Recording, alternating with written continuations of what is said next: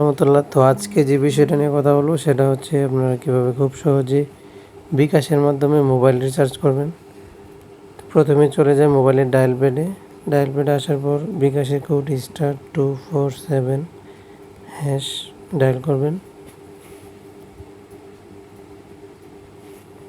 Dial করার পর আমাদের যে বিকাশের অপশনগুলো আসবে 10টা। তো 3 নম্বর অপশন মোবাইল রিচার্জ, আমরা 3 নম্বর উঠাইলাম। 3 নম্বর উঠে সেন্ড বাটনে ক্লিক করলাম। ক্লিক করার পর আমাদের যে অপারেটর আমরা যে সিম ব্যবহার করি, অর্থাৎ রবি, এয়ারটেল, বাংলালিংক, গ্রামীণ, আমি যেহেতু বাংলালিংকে রিচার্জ করবো তাহলে 3 নম্বর 3 বাংলালিংকে ক্লিক করলাম। ক্লিক করার পর আমাদের প্রিপেড, পোস্টপেড, যেহেতু আমার সিম প্রিপেড আমি 1 নম্বর প্রিপেডে ক্লিক করলাম। প্রিপেডে ক্লিক করার পর আমাদের এখানে 2টা অপশন আসবে।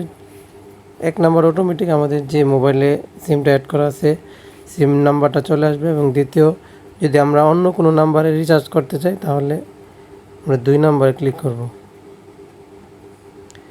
2 নম্বরে ক্লিক করার পর আমাদের মোবাইল নাম্বারটা দিব 019।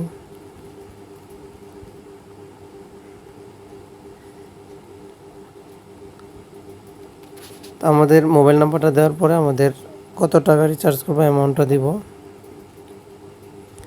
অ্যামাউন্ট দেওয়ার পর আমরা সেন্ড বাটনে ক্লিক করব। সেন্ড বাটনে ক্লিক করার পর আমাদের বিকাশ পিন দিয়ে কনফার্ম করব। 21345।